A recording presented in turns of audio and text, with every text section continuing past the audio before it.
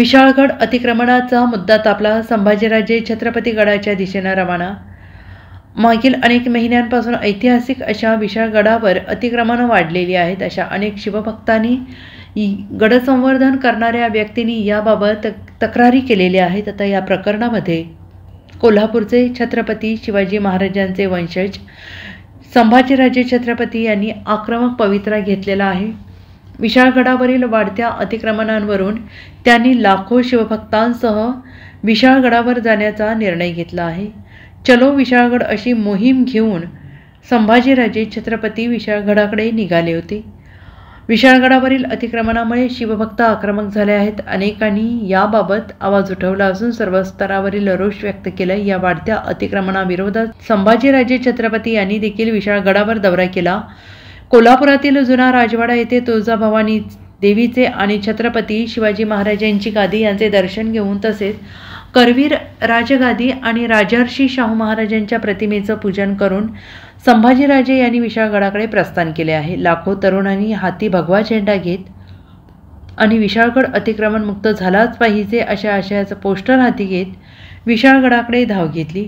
हर हर महादेव आणि छत्रपती शिवाजी महाराजांच्या जयघोषाने अवघे कोल्हापूर शहर दुमदुमले आहेत.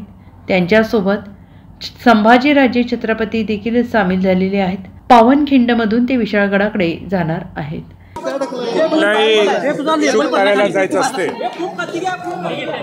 किंवा कुठल्याही मोहिमेला जायचं असते त्यावेळी अंबाबाईचं भवानी देवीचं दर्शन घेतल्यावरच आम्ही पुढं जातो. शिवाजी महाराज सुद्धा ज्यावेळी सिद्धी जोहरचा वेढा होता पन्हाळ्याला आणि शिवाजी महाराज संकटात होते आणि तिथून सुटका करून विशाळगडला पोचले आणि म्हणूनच पावनखिंड संग्राम दिन हा 13 जुलै हा साजरा केला जातो.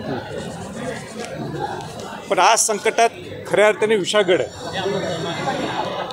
विशाळगडावर ज्या किल्ल्यांनी शिवाजी महाराजांना संरक्षण केलं, ज्या विशाळगडाने स्वराज्याचं संरक्षण केलं, ज्या विशाळगडावर संभाजी महाराज असतील, राजाराम महाराज असतील, करवीरच्या संस्थापक ताराराणींची राजधानी होती, अशा ठिकाणी ज्या पद्धतीने अतिक्रमण झालेलं आहे ते कोणी खपून घेऊ शकत नाही.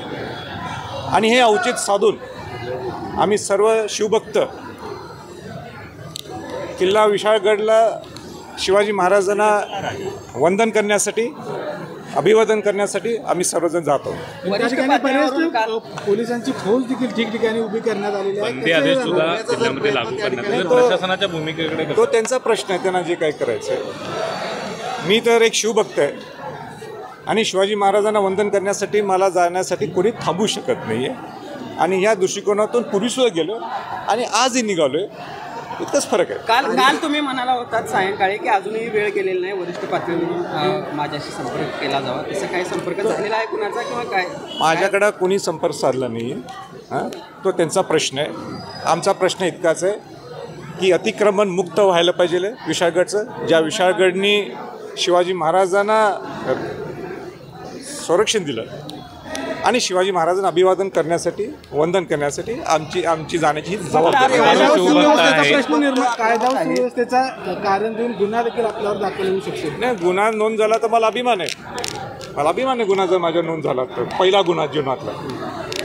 पण जबाबदारी ही प्रशासनाची. हजारो शिवभक्त आहेत, त्या सगळ्या कार्यकर्त्यांना काय आव्हान कारण आक्रमक शिवभक्त झाले. सगळे शिवभक्त विशाळगडवर छत्रपती शिवाजी महाराजांना वंदन अभिवादन करायला निघाले. Bureau report SBN Marathi, Kolhapur.